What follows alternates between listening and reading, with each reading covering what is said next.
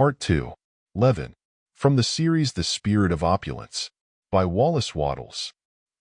Whereunto shall I liken the kingdom of God?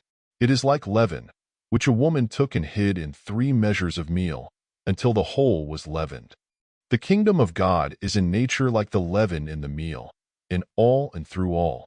It includes all nature, for God is the cause of nature. And when nature is perfectly natural, there is the kingdom of God in all its fullness.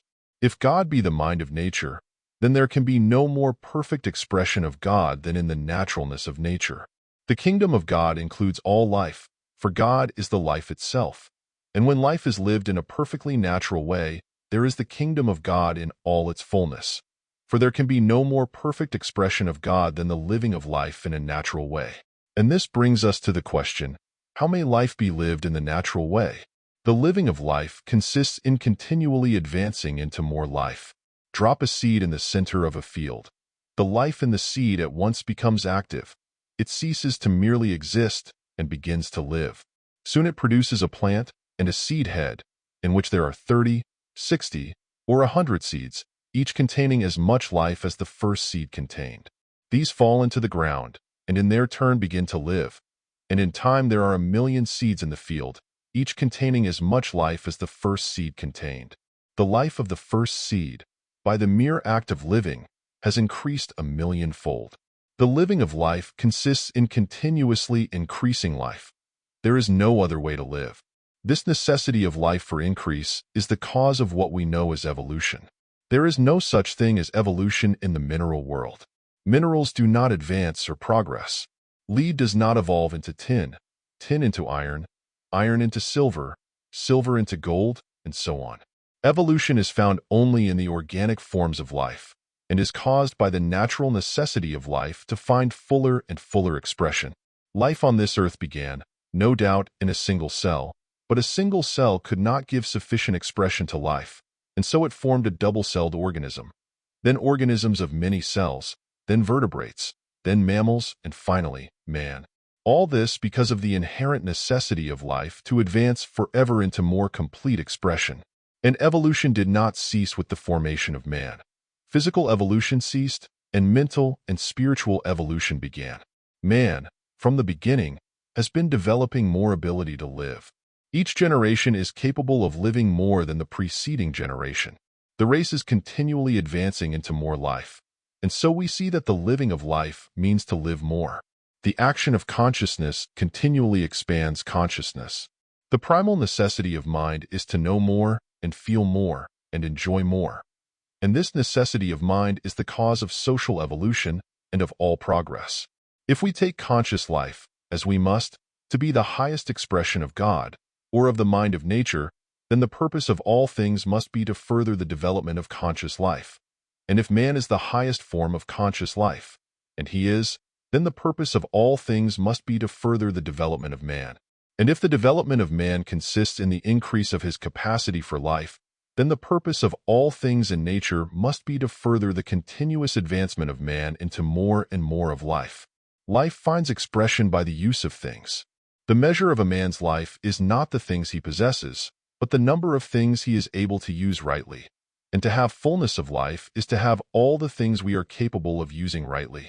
The purpose of the mind of nature being the continuous advancement of man into more life, it must also be the intention of that mind that every man shall have the unrestricted use of all the things that he is capable of using and enjoying rightly, or that his own shall come to him. The purpose of God is that all should have life, and have it more abundantly. God is the mind of nature, and God is in all, and through all. Therefore the mind, or intelligence of God, is in all and through all, like the leaven in the meal. The desire for advancement is a fundamental fact in the action of mind. Therefore the desire for advancement is in all and through all. All things desire the advancement of every man. If a man desires any good thing in order to live his life more fully, that thing desires him also. The mind of things responds to the mind of man when man desires advancement. All things work together for good to those who desire only advancement. The greatest of all facts to us is the fact that there is a mind in nature which desires us to have all the things we are capable of using and willing to use in the direction of fuller life. and that this mind is in the things themselves, tending to bring them toward us. And that if we take the right course, recognizing this mind and working with it, all things must come to us. But this mind is the mind of the whole, not of a part.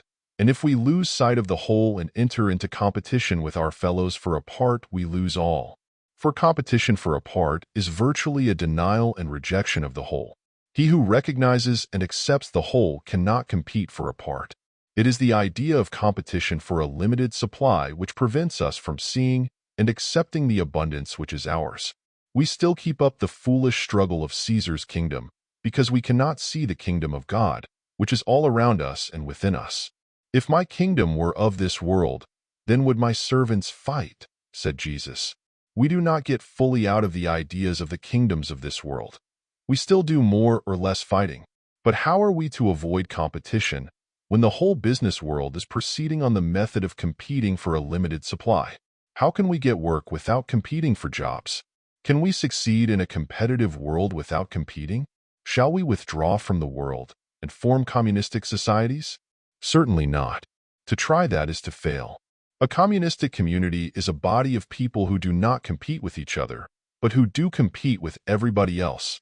No community can be complete unto itself without greatly limiting its members in the means of life. And to do this is to defeat the end aimed at.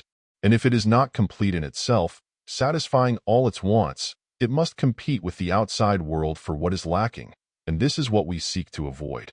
No separation of a part from the whole in any way will solve the problem. The community scheme is inconvenient, unnatural, and impracticable. Shall we establish socialism and the cooperative commonwealth? We cannot do it, because socialism and the cooperative commonwealth are things of the whole, and can only be established by the whole. In reality, the cooperative commonwealth can never be established. It must establish itself, and it may take it a long time yet to do so. We cannot do away with competition by legislative enactment of any kind so long as the majority of men believe in the limited supply. So we must keep right on in business under the present system and yet cease to compete. Can we do it? Yes. But how? End of Part 2.